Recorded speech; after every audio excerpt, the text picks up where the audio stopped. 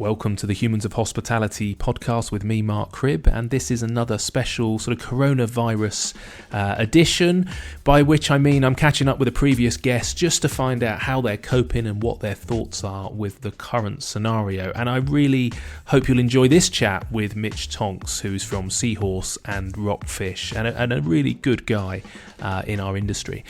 And although we talk about the challenge that we had and when the coronavirus impact was becoming clear in our sector and when hospitality in essence got closed down, we focus a little bit more in this one about how we come out the other side and what that support might look like, what we might need from the government, and how we can all get ourselves into the strongest position as possible to start trading again, and what that might look like and when it might look like depending on the time of year. We also have a little bit of a chat about the business interruption loans and the sort of level of debt that we will and won't be willing to get into to trade out of this scenario, and a bit of a chat on an idea that came up when I was chatting to JD from Street Feast around the government perhaps being an insurer of last resort and how they might be able to assist. And fortunately we end on a positive note with Mitch, sort of confident of how he will ultimately trade out of this and things will get back to some level of normality for his business in the future. So really hope you enjoy the episode. In the absence of my own business to support these podcasts, I'd be really grateful. I'd love to keep them on the air, but we no longer have the finances to do so through my personal venues, but we are now on Patreon. So if you go to patreon.com/humans of hospitality, if you can make a donation so that we can continue to be the voice of the independent hospitality sector in the UK and have these kind of conversations, it would be hugely appreciated. Okay, thanks so much, and I hope you enjoy the episode. Mitch Tonks, thank you so much for sparing some time. I know how busy you are because we've been trying to organise this for a few days, but thanks for joining me today. How are you? I'm really good, Mark. Thanks. Very good. Surprisingly amongst all of this. Yeah, that is really good news. Congratulations for staying sane. Can you just tell me, I guess, when you became aware, because you and I were chatting, gosh, even I think maybe a week or so before this really kicked off, I came over to your restaurant. You just launched your latest venue in Poole. We were sort of coming into summer. It was all looking pretty exciting and pretty rosy. And we're now in a very different world. How quickly did this happen? And when did you was there a trigger where you realised this was about to hit?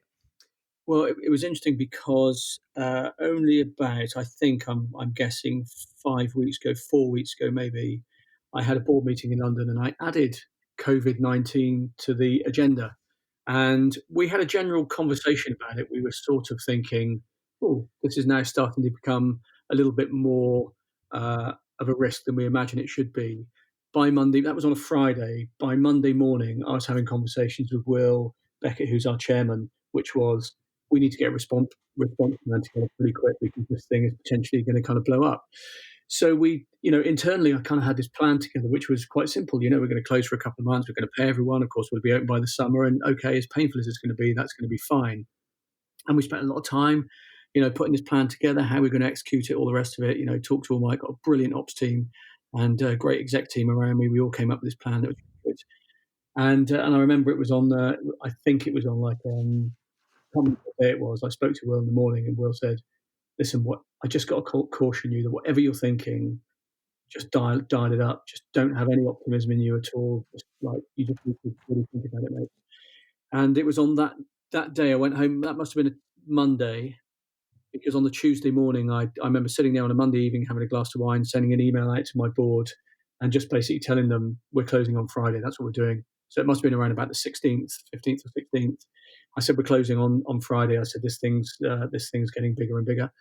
And so we closed and we called it right because obviously it was mandated then by Friday, on that Friday that we... Yeah, I was going to say that's the same day, isn't it? We were trying, and it was difficult morally to know what to do. We were trying to stay open until the Sunday because it was Mothering Sunday and we had so many people booked in and we really wanted to try and get one last weekend's of cash in. But you'd already called it to close before it was announced. And I just thought, you know what? I don't want to wait until I'm told to close. I want us to lead the way and I want us to do it. This is coming. And what we've got to do is to do it. And of course, what happened then was that really just started the ball rolling about how on earth are we going to do it. And what we decided to do was, look, it's the 20th. Let's just pay all of our staff up until, we told all our staff before that, look, we're going to pay to the end of March. Everyone's going to get paid no matter what. because at that point we had no idea of the JRS. We had no idea how this was going on. Our staff were our most important asset. And then, of course, we get the JRS, which is, I have to say, is fabulous support for the industry. And we've then just been trying to work out how to access it, what to do with it, which people will be on furlough, which people aren't. It's a whole new language we're having to look at. And really, I just feel like we're taking the business, and we have to kind of think about it in terms of how do we press pause and then get the business through to a place where we can press play. And in the middle of all that, we have suppliers, landlords, and staff to take care of.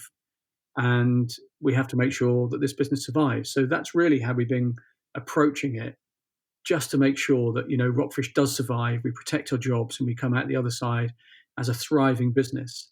That part's easy, I think, the closure part. I think the part that really worries me more than anything is how do we go from businesses that are having this level of support from government to businesses that may not have that level of support at a time when trading is undoubtedly going to be volatile. Suppliers aren't going to be supplying people like they used to with terms, because everybody is going to be squeezed from every direction. So whichever way we look at it, for me, the most volatile period is the recovery. How do we get back on our feet? We are going to need the same level of support while we get back on our feet. And, there's all sorts of other points in the middle, like how can a landlord charge you rent for a property that you can't even access, yet alone trade from there? So you've got all those kind of discussions to have with your team, your landlords, all your stakeholders. It's a minefield, Mark. I think it's I think we flipped, didn't we? Because I was probably similar to you. I'd made the same commitment to my team, and I was like, right, I'll pay you to the end of March. And this was, as you say, before the retention scheme. And it was quite emotional because I felt, literally that's your last paycheck, and I didn't know what was going to happen to them after that. So there was that utopia of Rishi coming out and saying, right, we'll look after your team, which is great. But I do feel that we're all having this kind of, flipping our mindset now to having done everything we possibly can to batten down the hatches, to go, right, how do we reopen? And I guess the big thing for you and I in that sense is this: when do we reopen? Because you, I believe, like me, I'm presuming your trade is very seasonal, being down in the southwest. Is that correct? Yeah, completely, Mark. I mean, we have, we make 90% of our EBITDA in 7 months. And so we have, 5 months of the year that are pretty low. We budget for them. And naturally, that's what happens. We have a lot of very, very loyal local trade that we love to serve and love to do. But if we have to open our business, if this is going to go on for 6 months, if there's not going to be any summer bounce or any move back towards restaurants, then it does beg the question, how are we going to get through the winter and reach the other side? I'm pretty confident that we'll be able to do it, but I think government need to be seriously lobbied about how they're going to help businesses back on their feet, because it's great helping them, or it's not, in this particular time. But for me, this is not the most volatile time. Calculating how long your burn time is and your burn rate and getting your cost down to nothing is just maths. The bit afterwards is, are people going to be economically and emotionally feeling like they can go to restaurants? Maybe people are just so desperate to get out, they all go to restaurants, and that would be our belief. But we can't open businesses hoping that everybody's going to flock through the door on day one because they've been missing us. I think there's going to be a whole mix of things in there. Is social distancing going to be an on-off thing? 1 minute we're open, the next minute we're kind of closed. All of this stuff is going to be affecting us, and that's going to be our problem, Mark, I think. Yeah, I guess that's sort of my presumption, I suppose, is that there'll be some sort of staggered release, and maybe outside terraces, will be allowed to open first, and anything we can get in July and August is probably useful. But yeah, it would feel sort of unlikely, I guess, that we're just going to press the button and everybody instantaneously is going to go back as they were and go out as they were. You before we come into sort of, I don't know, what we can do, and rents is a biggie. This sort of idea of getting your cost down, for anybody listening who's kind of, you'd like to think that by this point that they've done all of this, but what did you do from a sort of perspective of cutting costs? What are the key things that you've been able to strip out of the business, and I suppose what's left? What can't you cut? I think the thing that we decided to do was that until we have full access to government funding in terms of grants, bank debt, the JRS and everything else, we literally just said, look, we're going to put a pause on everything. We have to be in a position that we have cash and facilities, because while we still have those, we have choice. When you don't have those, you have no choice. And I'm pretty certain that all of our landlords, suppliers, and staff would much prefer this business or our business to survive, and we all thrive together the other side, rather than this is a business that's on its own and got into trouble, and therefore, tough luck, basically. This is the situation we all find ourselves in. And what we did was just literally stop everything that we knew we could go back and speak to people about. We have great relationships with all of our stakeholders, but we spoke to all the landlords and said, look, we're just not paying anything until we understand what's going on. They naturally got their own positions to look after. We had mixed responses, but again, survival has to be the key, and our staff and our people have to be the key. They need to be well looked after. I think once we know what's happening, I think we'll be in a position then to form a much more informed plan that everybody will like. But until you know exactly what's happening, how to access all this funding, we're just guessing. One of the biggest ones there, this challenge, I guess, is this, the rents, the leases, and this forfeiture moratorium was, a bit of a lifesaver in the fact that it gives us this 3 months breathing ground, I guess, to try and negotiate a way of coming out of it. What's your feel on how quickly we can get back into paying rents? And is this one of the things that you think the government is going to need to offer some ongoing support? Because it doesn't feel like any of us are going to come out of this just being able to pay the backdated rent, but for people, again, in coastal towns where we rely on the summer, we're not going to be able to pay rent going into next winter. Have you thought about what sort of level of support or how you can manage that? Or are landlords going to play game? Can they even play game and reduce their rents? It was interesting, Mark, because I really just looked at this and said, we're going to be in for a 6-month period. That was before I started considering what happens after the 6-month period. And I just was very blunt with all our landlords and said, look, can we have a 6-month rent-free period? And what was really brilliant is they all came back and said, look, we really want to help you. However, you've got to understand, most of my landlords aren't these big, Soho and Mayfair landlords. We've just got individual people that own the buildings. And most of them were just sort of saying, look, we also have mortgages and businesses to run. So yes, we want to help, but we've also got our own problems. And so we're kind of having ongoing dialogue about how it might work. But if I'm thinking about it realistically, for the period of time that I cannot access my building, it doesn't feel legally or morally right that any rent should be paid. That doesn't mean that the landlord doesn't deserve it. It's in our contracts, but it feels daft to be paying rent on anything that you can't access. You can't trade from it. You can't have any benefit from it. The whole point of our deals are, I will rent you this building so you can run your business from it through no fault of the landlord's own. I can't run my business from it. And from that perspective, I also recognise that landlords aren't evil people. They're just making their money out of property, and we make our money out of food. And they need help as much as we need help. So either the landlords need some help to be able to offer periods of time to good tenants to be able to operate and get back on their feet for everyone's good, or we need help in being able to pay those rents at a time when we're not able to be back on our feet. Do you think that's going to be from government? It's the only way we can get that level of support, presumably. Absolutely. I mean, I can't. Out of all this, every single person in every single industry around the country, pretty much, is suffering from the same thing that we've got with different problems all the way down the line. We're obviously seen to be the first hit and the hardest hit. We're such a big industry now. And I think government have recognised that pretty quickly, but I think they're going to have to go further and further. And I have to say, the level of funding, when I work out the contribution that we're going to get from the JRS, is in the millions if it goes on for 6 months. It would seem mental to give a business that level of support and then get into the second half of the year and let it collapse and still lose all those 300 jobs. Yeah, It just doesn't make sense. No, I agree. And also, I think we're going to be, if we come out into a very different world from a sort of business level perspective, it's great that we've managed to put our teams on furlough. But I guess we're not going to need all of those teams unless we come back out and trade it, pretty quickly goes back to previous levels. If it doesn't, it feels the same sort of thing, I guess, is what was the point in protecting all of those people if we cannot get some longer term support to then keep them through the winter? Yeah, I also think that you know all of us operators, we realise how important our staff are. I have spent, as you have, as every other restaurant group have, building a loyal, fantastic team. They're the people that make those restaurants sing and dance every day in the way that we want them to be.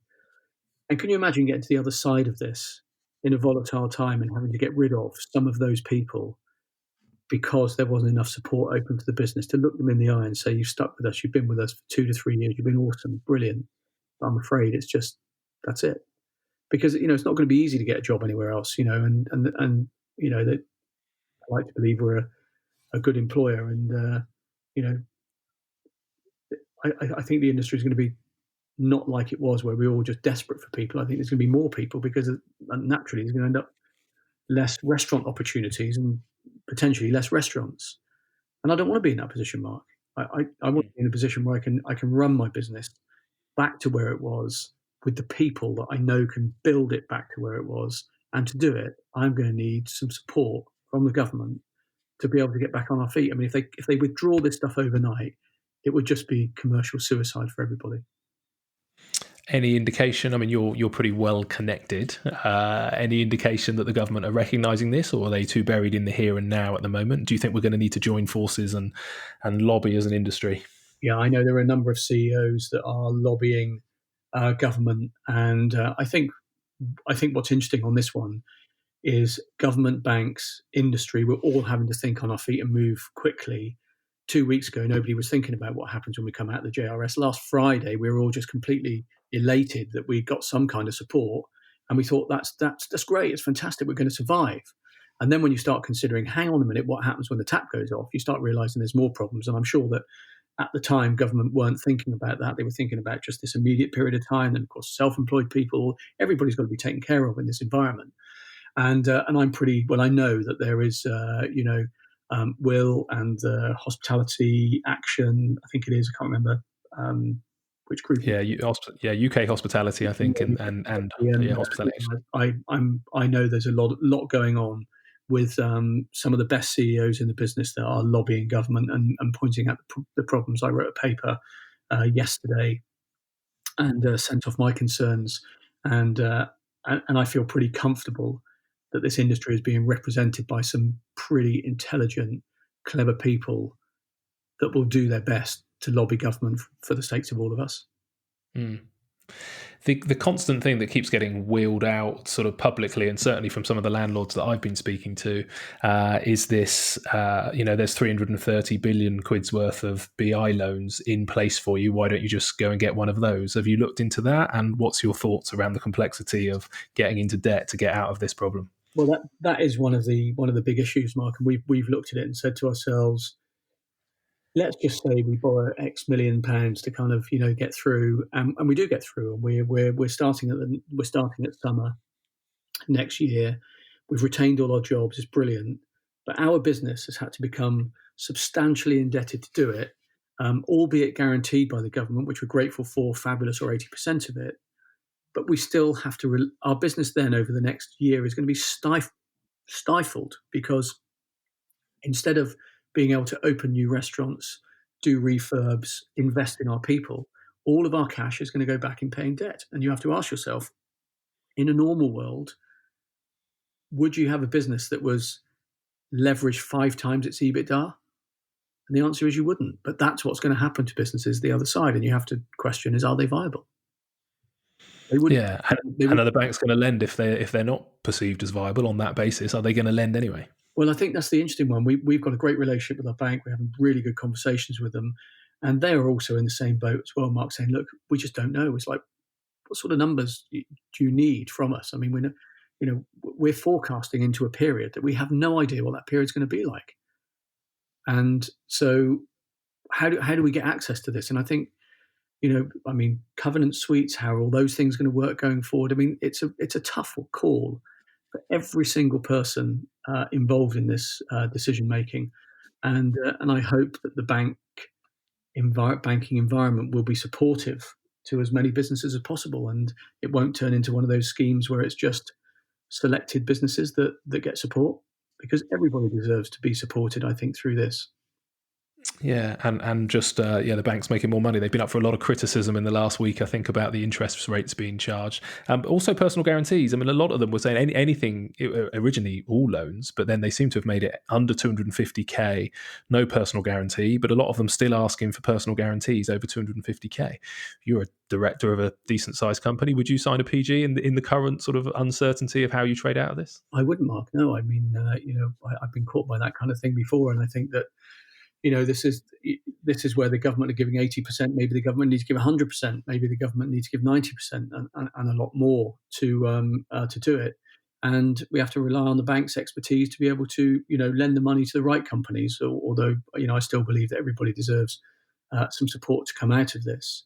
But I wouldn't be signing personal guarantees, Mark. No, but I have to say, we haven't. I have heard people talking about ridiculous interest rates, but I've also seen some sensible ones, and there obviously is that interest-free period. But I mean, who knows in all this? There are so many variables that you've got to be. I just don't know what kind of person would be able to predict what is likely to happen, which way it's going to turn. And every day I have my exec team. We speak it every day at 10 o'clock, and we are having more conversations at board level. Once a week, I update my board, and once a week we're having a board meeting so that we can react to every single detail that's coming out and every single thing that we're throwing up by our own predictions. And I think that's the way you've got to run the business these days. Yeah, it's a lot of work speaking to solicitors, accountants, insolvency lawyers. I've spent the same. One of the other things that's come up, this is when I was chatting to JD from Street Feast, was this idea around sort of insurance and insurer of last resort. I think it's something that came out of New Zealand when they had the earthquakes. Have you heard anything about this? No. So this is where, I guess, so normally, in a normal world, if we'd had an issue that closed our business, an insurable risk, our business interruption insurance would have kicked in. And obviously all of the insurance companies have basically said that we're not insured. But one way of maybe avoiding the government being ripped off is to say, well, look, let's presume if this business was insured and you had an assessor going in to work out, their loss of revenue, and quite often business interruption insurance will cover some sort of marketing costs or staffing costs to get yourself reset up and get the business back to the point before that insured risk, that maybe the government can almost be that sort of, in last resort insurer, and these assessors can go in and look at businesses and help in that kind of guise. Would that make sense?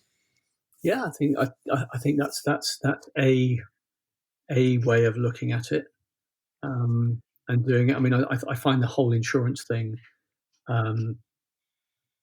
unfathomable, to be honest with you. And we spent time with lawyers. We've scrutinised. We've taken advice. We've compared against others. Everything else, and which way we look, we're just not insured. I just don't understand it. Mm. It's mind-blowing, isn't it? And it's not, I mean, at the minute, the bank are getting a little bit of grief on interest, but the insurance company seems to have got away with it so far, which, again, that confuses me, because surely this is exactly why we have insurance. There was a little period of time, maybe 10 days ago, where everybody was saying, oh, if the government enforce lockdown, then your insurance will kick in. But it's just not true. We've all gone back. None of us are insured.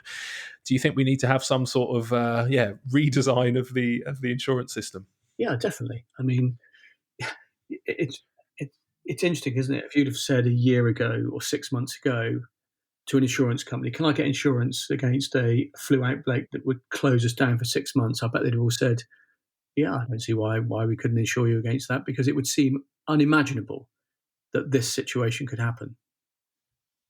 Yeah. And now, of course, it's happened. I mean, we'll never get insurance on anything like this ever again, because of course it's possible. And I think that there's going to come some good out of this, Mark. I mean, where people are enjoying time with their families, reevaluating.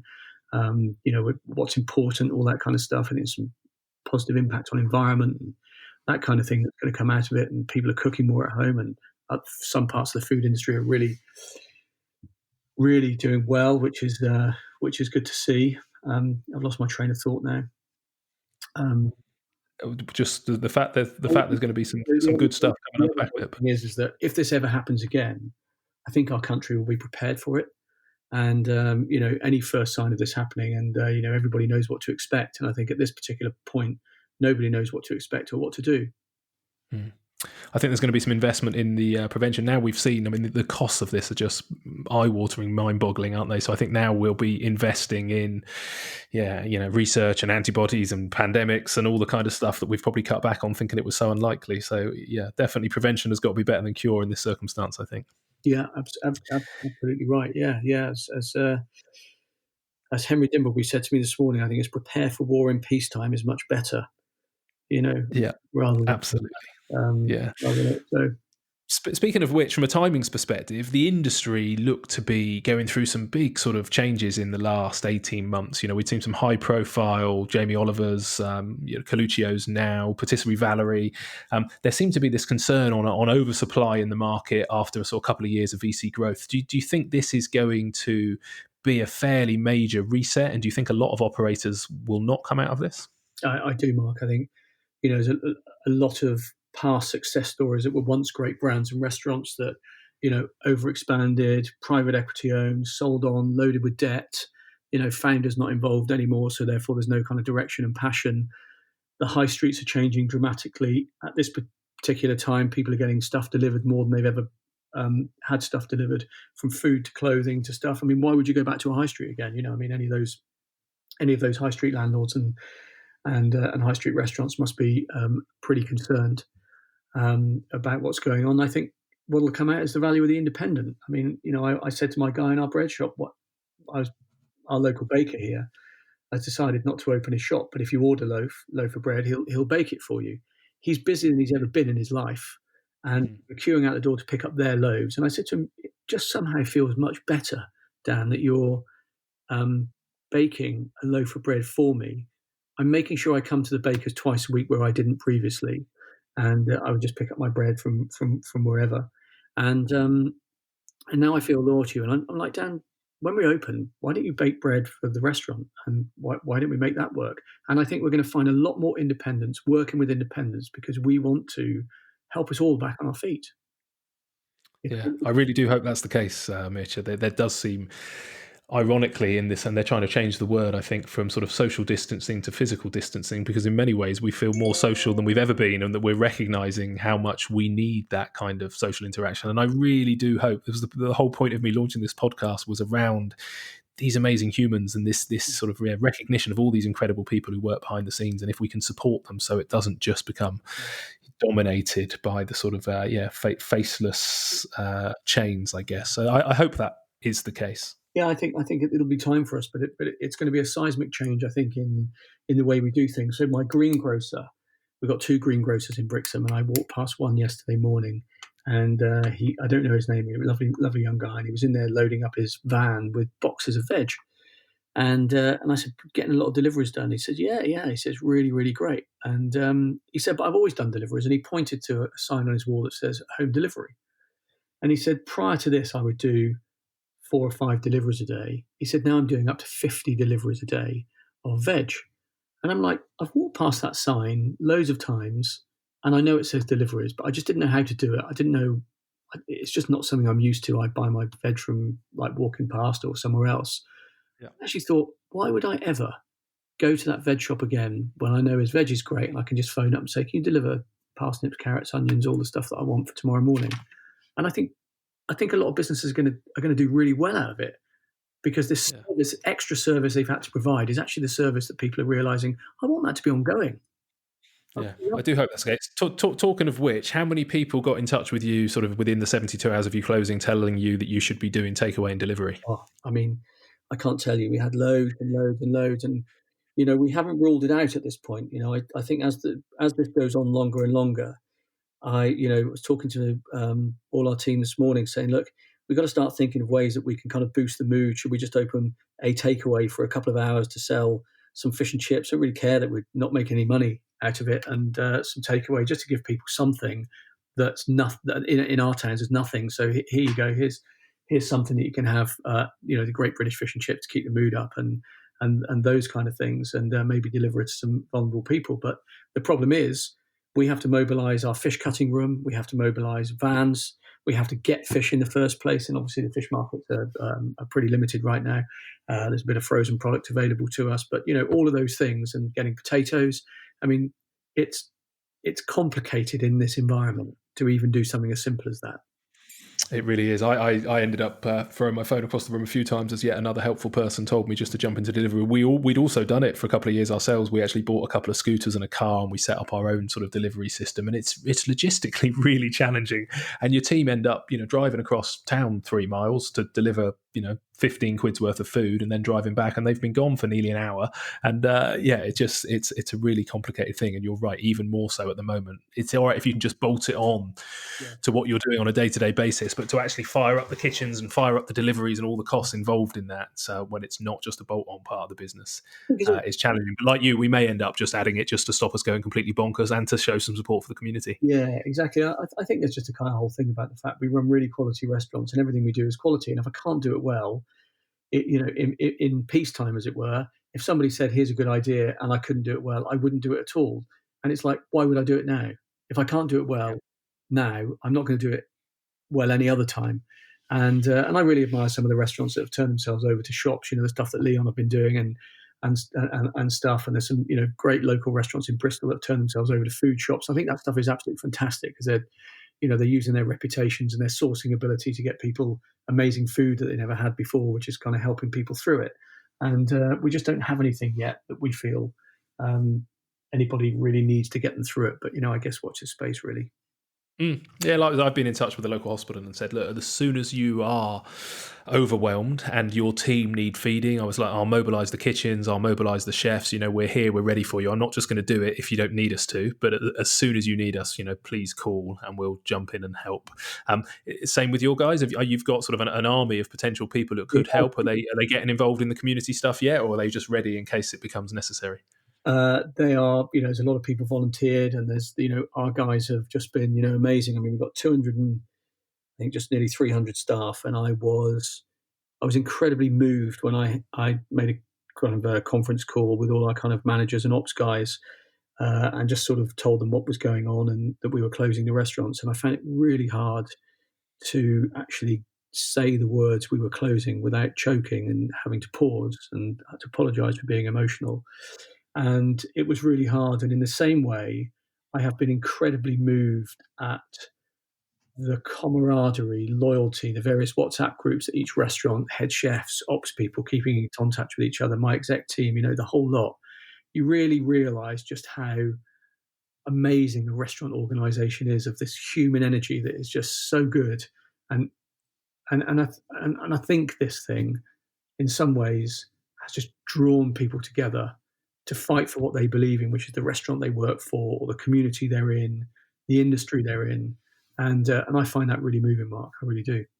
No, I agree with you 100%. It's been emotional. When I was telling my team, in essence, that March was going to be their last payday, and the number of people that I had getting in touch and saying, thank you, and being supportive and completely understanding and asking if they could do anything and offering to work for free. And it was the only time I welled up really was every time that I'd start talking about the 100 odd people we employ. I did a little a video that was just supposed to go to the team, which I ended up putting out publicly. But I end up welling up in that. So if you've not seen it yet, Mitch, I'll send it over to you. And I think we all shared those kind of emotions. Do that, Mark. I mean, those things are, as I say, I feel for everybody in our industry, and I know Will at Hawksmoor has been, helping several businesses by sharing information. He's got a team of people working on stuff. He's been great with us, and I know others too.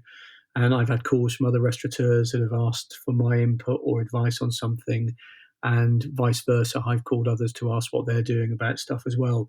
And I think that it's when you realise in this situation what an amazing industry we have, what an amazing bunch of people. And, I can't imagine retail businesses phoning each other or factories phoning each other and, how are we going to get out of this and doing it. It'd just be very cold-blooded, that's it. Yeah. Get rid of the staff, we'll just get some more and more in when we need them kind of thing. And this humanity that exists in our industry is just wonderful. Yeah, I think so many customers and suppliers who also use us as customers, they have birthdays, anniversaries, weddings, social gatherings, parties in our venues. So they have this emotional connection to our spaces that you don't get from where you go and buy some pants or a pair of jeans. So I've been completely overwhelmed. Hundreds and hundreds and hundreds of people getting in touch, and other business operators whose businesses maybe haven't been affected so much getting in touch and sort of saying, look, if there's anything we can do to help, for free, then they will do so. So I think people have a real connection with their local sort of restaurant that you don't get in other industries, which has been, like I say, good comes out of these bad things sometimes. So it's been quite humbling.